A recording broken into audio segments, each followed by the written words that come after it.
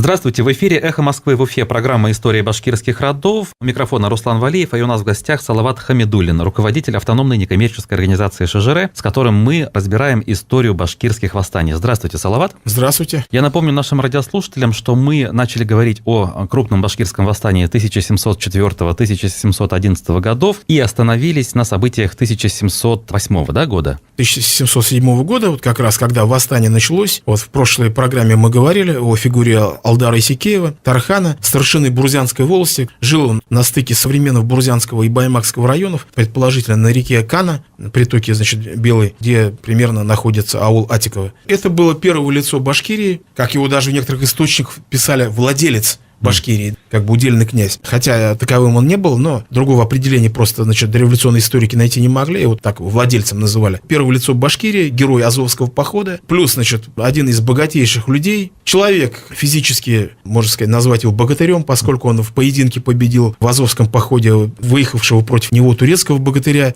Человек, политический кругозор которого позволял ему выстраивать сложные какие-то отношения с соседними народами, с калмыками, с казахами, с каракалпаками, с донскими казаками. Безусловно, он строил какие-то геополитические проекты. Началось восстание, как я уже говорил, было сражение под Юрактау, где повстанцы одержали победу. И вот во время этого сражения часть уфимских дворян перебежала на сторону башкир. И вот что интересно. Много лет спустя вот эта измена была раскрыта. А башкиры, кстати, почему говорили казанским властям, когда они хотели посадить в Уфе казанского дворянина Аристова в качестве уфимского воеводы, что они говорили? «Слышно, где нам, что едет на Уфу воеводою Лев Аристов, и они, где его льва, не пустят. У них, где хорош воевода Александр Аничков, местный дворянин». Но здесь в этой цитате что показательно? Характер взаимоотношений. Башкиры сами решают, кто у нас здесь будет воевода сидеть. Это полунезависимый край. Воеводская власть сводится к чему? Сбору ясака, разбор каких-то уголовных преступлений. Все. И вот Уфа, отрезанная на многие годы от России, в общем-то, спокойно пережила вот эту Алдаровщину. Ни разу осады, насколько я знаю, не предпринималось. Но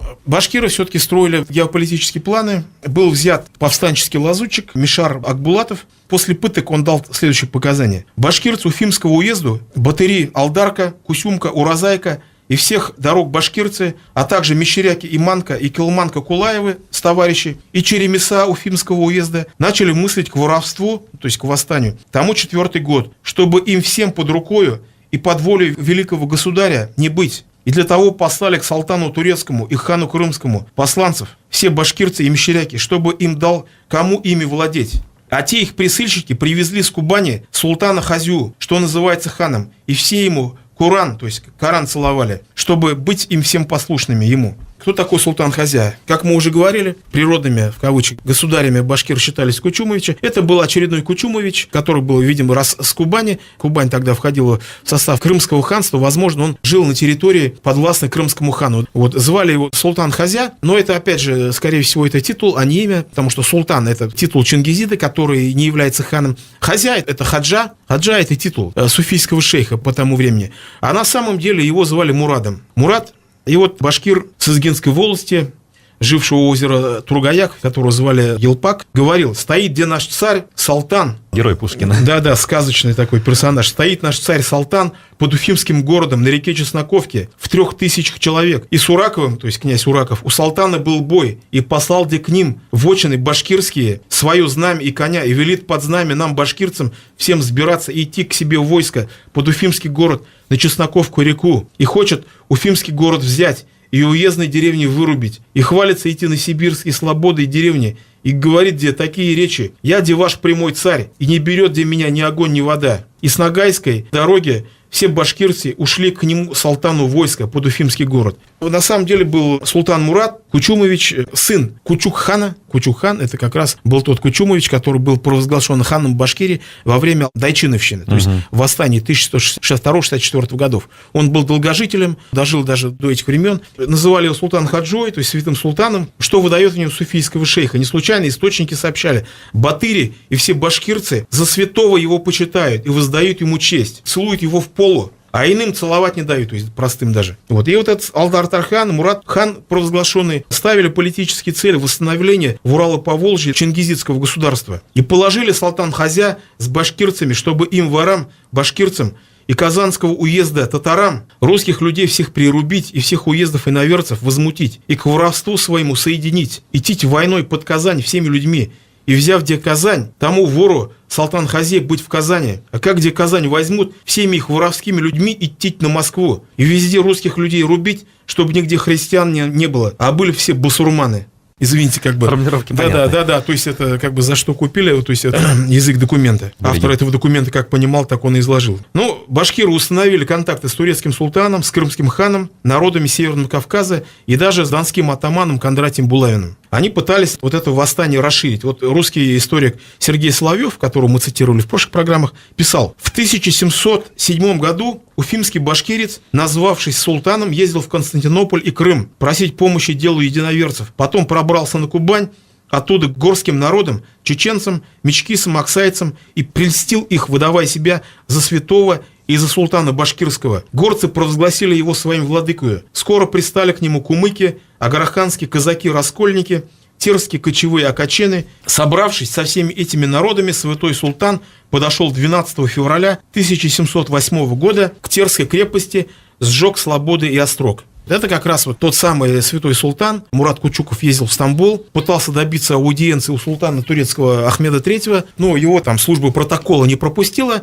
В итоге он дождался, когда султан с каким-то выездом находился в городе, вот он вырвался, подбежал к нему, дал ему в руки письмо, и только после этого, когда вот удалось ему через эту охрану султанскую прорваться, после этого султан только его принял. И вот был разговор, что Ахмед III сказал: у меня, говорит, с Петром III мир сейчас, воевать я не буду, но если вы захотите всей своей башкирской ордой прикочевать в Крым, я вас возьму в свою подданность. Ну, башкиры же не больные, что они должны бросить свой Урал и туда куда-то идти. В общем-то, ничем это не закончилось, дал он какое-то количество им денег, снабдил халатами там и так далее, и, в общем, обратно отправил. Они уехали. Приехали в Крым, в какое-то время в Крыму были, и на обратном пути, проезжая через Северный Кавказ, вот эти горские народы султана Мурада провозгласили своим султаном тоже. То есть это о чем говорит? О том, что он на самом деле был суфием, да, шейхом. Да, они какие-то доказательства спрашивали, как они вот вообще принимали на веру все эти истории. Ну как? Это же цыганская почта. Все знали, кто он такой. Что он чингизит, уже даже по праву своей крови уже имел быть владыкой где угодно, в том числе и на Кавказе. Раз. Второй, его все называют святым султаном. В нем видели некую святость. Вот это как бы второй фактор был. И, кстати, когда я вот был в Чечне в 1994 году, и там прекрасно чеченцы помнят его, султан Мурада. У нас, говорит, был султаном провозглашен. Ваш человек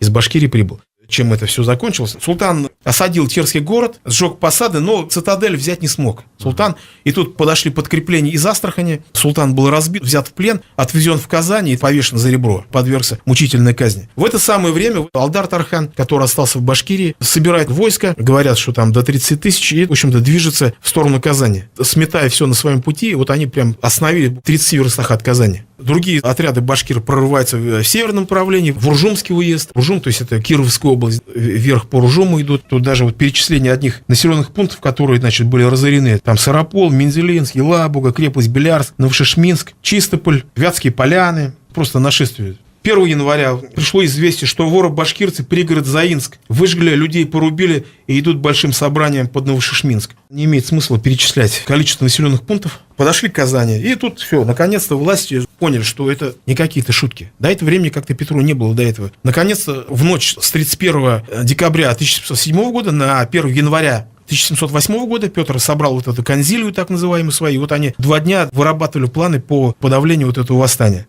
Под Казань было брошено войско, стольник Федор Есипов, потом Афанасий Дмитрий Мамонов, потом генерал-майор Гулец и сам Петр Хованский. Вот одновременно огромное башкирское войско прорывается в Кунгурский уезд. Допустим, что пишут? Очевидцы рисуют картину просто панического бегства населения из уезда, Кунгурского уезда. Они, жены детей своих, оставив в Кунгуре, от башкирских татар бегут в Кайгородский уезд к свойственникам. И кругом села, церкви и деревни выжжены, и люди порублены. Да и тех местах на Сибирской дороге в Уфимском уезде стоят тех башкирских татар с 8 тысяч и больше, и в панцирях, и в кольчугах. А Алдар Исякиев участвует в этих боевых действиях? Ведет свое войско к Казани. Вот. У него ставка была, это деревня Савруши, получается, на левом берегу, как раз напротив Казани, но только на другой стороне Камы. Переправился на другую сторону, и там тоже, значит, происходили бои. В конечном итоге, после нескольких сражений, вступили в переговор опять с тем же Хованским. Все контакты происходили через Хованского. Кредит доверия он все-таки определенно имел. Договорились к тому, что башкиры оставят Казанский уезд и уйдут на территорию Уфимского уезда. Что и произошло. Оставив Казанский уезд, они перешли на ту сторону Камы,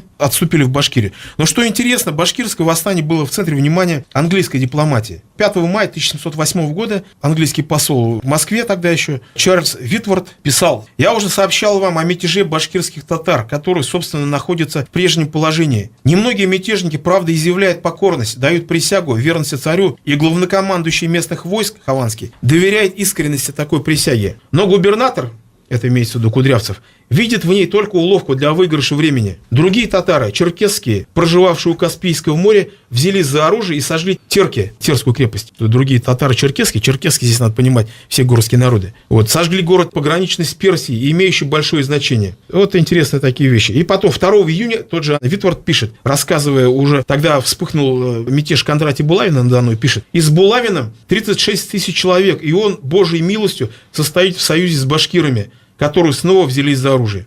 Что дальше? Как всегда, власти, когда вот видят такая ситуация, в таких случаях, что они, испытанное их средство какое? Обращаться к калмыкам. Власти обратились к калмыцкому хану Аюке, теперь хан, сейчас я тоже вот это уточнение сделаю, чтобы он собрал войско, 20-тысячную, значит, кавалерию и бросил в Башкирию. Тайша Аюка Манчаков, это, значит, внук того дайчина, который стал причиной дайчиновщины восстания 1962-64 годов, потом был его сын Манчак Дайчинов, и теперь внук дайчина Аюка Манчаков. Он взял, так скажем, курс на создание такой калмыцкой державы. Начал такую мощную централизаторскую политику. Съездил к Далай-ламе на Тибет. Там Далай-лама вручил ему титул хана. И вот с этого момента, с начала 18 века, Тайша, то есть князь Аюка Манчаков, стал официально называться ханом. Хотя не был чингизидом. И вот он 20-тысячный войск собрал и двинулся в Башкирию. Но тут внезапно на него напал донской атаман Игнат Некрасов по договору с башкирами. После этого Аюка писал, что хочет идти он на воров башкирцев многими людьми, только мешают ему донские казаки. Приведенный факт дали ученым повод считать, что донские казаки действовали согласованно. Ну, что и понятно. Допустим, Ахмед Заки Валиди писал, что вот в летописях донских казаков, вероятно, некрасовцев, упоминается башкирский султан Мурат, о чем он узнал во время встречи с их представителями в 1957 году в Нью-Йорке. Существовали также договоренности между башкирами и яйцкими казаками. Последние обязались русских людей, которые будут на башкирцев наступать, будут рубить. Вот, как мы видим, тут огромная такая коалиция восточных народов возникла. Но все же к лету Аюке хану удалось отправить не 20 тысяч, а 10 тысяч калмыков, которые обрушились на башкирской волосе долины реки Ик, на западную Башкирию, на Казанскую дорогу. Калмыцкое вторжение повторилось и в 1709 году, когда на башкир напал сын Аюки хана, выдающийся полководец Чакдаржаб, 7 тысячами калмыков, которым был еще придан отряд саратовского воевода Бахметьева, который дал ему 500 еще солдат. Вот такие дела. Но вот эти удары калмыков плюс вытеснение башкира из Казанского уезда привело к тому, что эпицентр восстания постепенно переносится в Зауралье. Потому что калмыцкие вторжения, они фактически обескровили Казанскую дорогу, западную Башкирию. Но мы знаем, хан Мурат уже в то время был пойман и был казнен. Алдар-Тархан вызывает другого Кучумовича из, скажем, Каракалпакской Орды. Приезжает целых 2 султана Кучумовича, Хаджи и Рыс Мухаммед. Вот этого Хаджи Султана провозглашает ханом, как раз вот у священной горы Туратау, это было такое место. Коронование. Да, коронование, да. То есть она имела, гора, вот этот сакральный такой статус, и именно там происходило вот коронование всех вот этих башкирских ханов.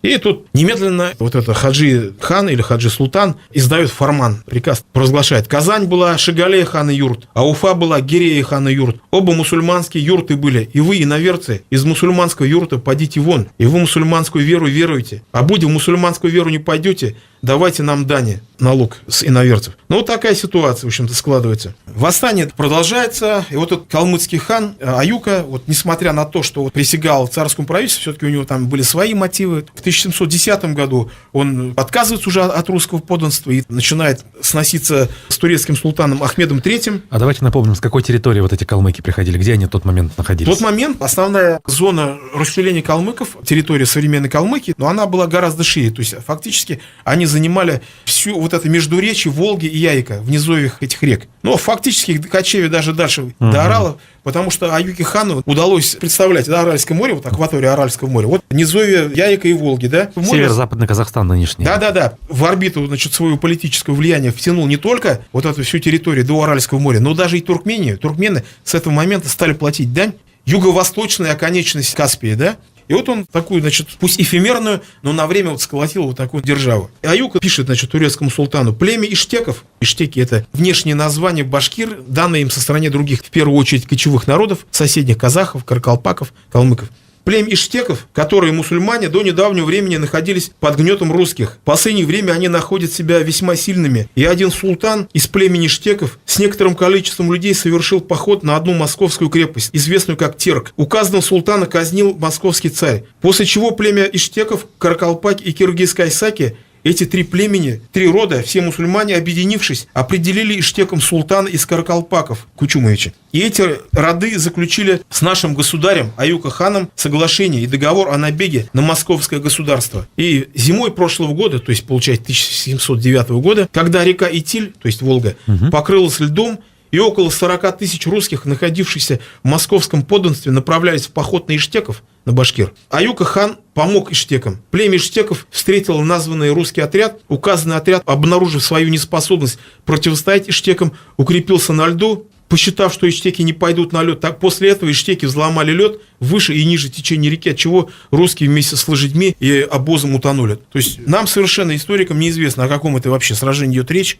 Я допускаю, что какие-то источники не сохранились, ведь существует письмо Аюки хана. Понятное дело, что он не врет, то есть есть как бы простор для деятельности. Так, если я правильно понимаю, то вот с этого времени восстание пошло на спад. Не то, что на спад. В 1709 году казанский губернатор Апраксин окончательно признал бессилие властей подавить башкирское восстание в письме Петру Первому. «О тех башкирах доношу тебе, государь. Народ их проклятый, многочисленный и военный, да безглавный. Никаких над собой начал, хотя бы как на Дону, подобно атаманам, и таких не умеет». То есть нету главы их там, с кого спросить. То есть это же военная демократия, каждый сам по себе. Попробуй там с кем договориться, ни с кем не договоришься. В общем, одним словом, здесь было признано бессилие администрации. Да-да, он же, значит, жаловался канцлеру Головкину: домашние злодеи, башкирцы, от тех никакого покорения и добра не видим, и живем от них во всегдашнем опасении. И вот что происходит. Фактически, Башкирия, можно сказать, с началом этого восстания, она выпала из системы управления и структуры российского государства. То есть, де-факто стала независимой. Башкирии правят свои какие-то ханы, и налоги не собираются, исаков не платят, ничего, так скажем. Независимые, но не организованные при этом. Ну как, ханы были, сидят ханы правят. Недаром историк Таймасов пишет: в результате успешной борьбы башкиры фактически добились независимого положения. Вот такая ситуация, все пускается как бы на самотек. Ну, что еще хотелось бы сказать? Восстание, оно было успешным, башкиры одержали победу в этом восстании. По сути, первым успешным крупным восстанием. Ну, что значит первым успешным? Предыдущие восстания, они тоже не закончились поражением. Но здесь просто вот эта победа, она была уже настолько явной. Что расписались бессилие даже чиновники в Казани. Чиновники одно, а в Башкирии, в общем-то, провозглашаются какие-то ханы, и вот возникает вот такое, значит, пусть недолговечное, какое-то эфемерное государственное образование во главе с ханами-чингизидами. Мы продолжим разбирать башкирское восстание 1704-1711 годов в следующей программе. Напомню, что у микрофона был Руслан Валиев и Салават Хамидуллин, руководитель автономной некоммерческой организации ШЖР. Спасибо большое, Салават. Спасибо, до свидания. Всего доброго.